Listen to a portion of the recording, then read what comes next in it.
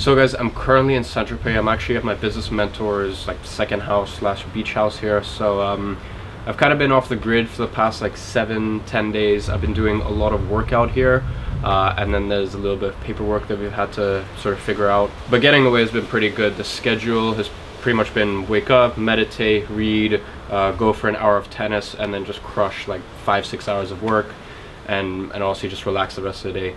That said, I've been working a lot, so I haven't put much time into, you know, what the video for this week will be. So I thought I'd do something a bit more off the cuff, because my last like 3-4 videos have been quite flashy. I've been doing a lot of cool shit, so I thought I'd give you a little bit of insight. So what I want to talk about today is what I learned creating a 6-figure business at the age of 17. Just to clarify, my marketing agency has not made £100,000 yet. And when I say 100,000, I mean that in pounds and profit.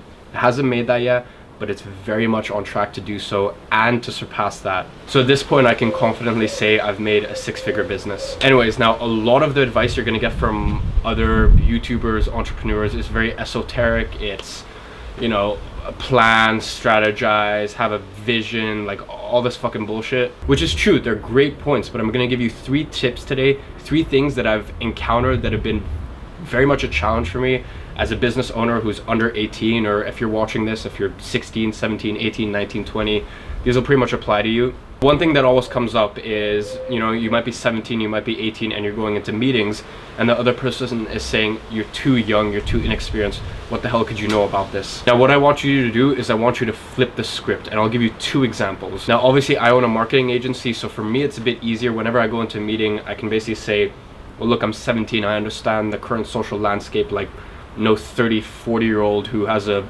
college degree for marketing ever could. I can relay the point that digital marketing has only been around for 20 years, social media marketing has only been around for 10 years. So really use that to your advantage. If you're strong and you're firm and you tell them, look, I really can do this better than a marketing representative who's 30 or 35 because I'm on the platforms every day, I understand it. That's for someone who's in digital marketing, social media, content creation, shit like that. Now, some of you guys may be in a bit more of a tough position, so let me give you an example. Say you have or you want to start an accounting firm. It could very well be difficult to relay, like, I'm 20 and I can do this better than someone who's 40, but once again, flip the script. So what I would say is, I am on the cutting edge. These 30, 35-year-olds, 40-year-olds, they're getting complacent. I'm up to date with the latest technology. I've developed and curated systems that, you know, people who are in their 40s or 50s, they don't understand. They're too set in their ways to adopt. And these new systems that I can bring to the table, they're way, way more efficient. They'll save you money. And overall, you're just gonna have a much better experience with me. So that's point number 1.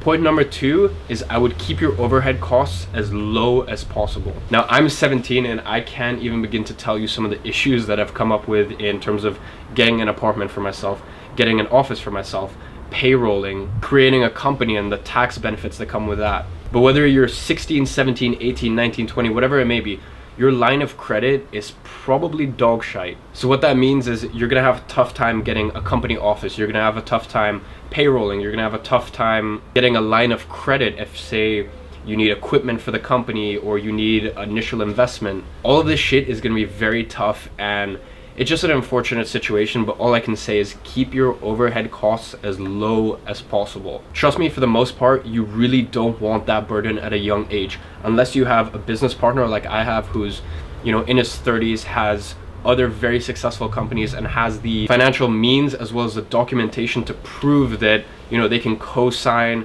they can be your guarantor. Just in general, I would keep your overhead costs as low as possible when you're first starting out, as well as in your first 3-4 years of entrepreneurship. Now, the last piece of advice I'm gonna give you will really help a lot of you young entrepreneurs out there. And once again, from these other videos, you're probably gonna get very esoteric pieces of advice.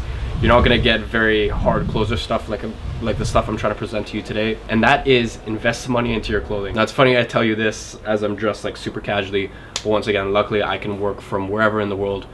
But one thing that I do find is when you're dressed well, like, their perception of you just changes automatically. And for some reason, when you're dressed well, they don't even seem to care or ask about your age. Now, the thing is, most people tell me I don't look anywhere near 17. People tell me I look 20, 21. But nonetheless, there is this stigma around the 17, 18, 19, 20-year-old who doesn't know much, who's inexperienced, who's going in there with a lack of confidence. There's something about walking into a meeting well dressed, you're confident, they're taking you more seriously. And look, at the end of the day, you need to learn how to speak like a successful business owner. You need to dress like a successful business owner. If you're a B2C owner, if you fucking put out a book or if you put out a product, this doesn't apply to you as much, but I would still use it in terms of networking. But if you're a B2B owner, if you are face to face with a client and you're offering a service, like, this is honestly one of the biggest keys I can give you to bypass this stigma around the young,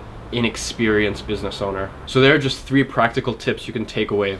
I've come across so many issues and concerns around being an entrepreneur who's, number 1, young, but number 2, I'm under the age of 18, which means, as I said, there's so many issues creating companies, company holdings, tax, stuff like that. But I've done my best to bypass those as well as I can. So I probably have 101 other tips, but they're just 3 for today. So I'm here in Saint-Tropez for like another 2 days, and then I'm back to London.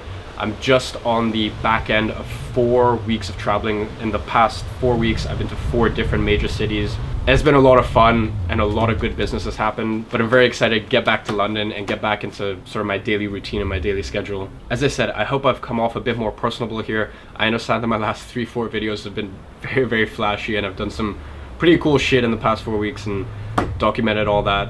All I can say is, you know, I face a lot of the same struggles as you do. I have a lot of the same concerns as you do. And any issues that you've gone through, I've probably faced myself. So that's why I put out this video, just to remind you guys that I guess I'm a human as well. If you enjoyed this video, please leave a like. It means the world to me, and I will catch you guys next Sunday.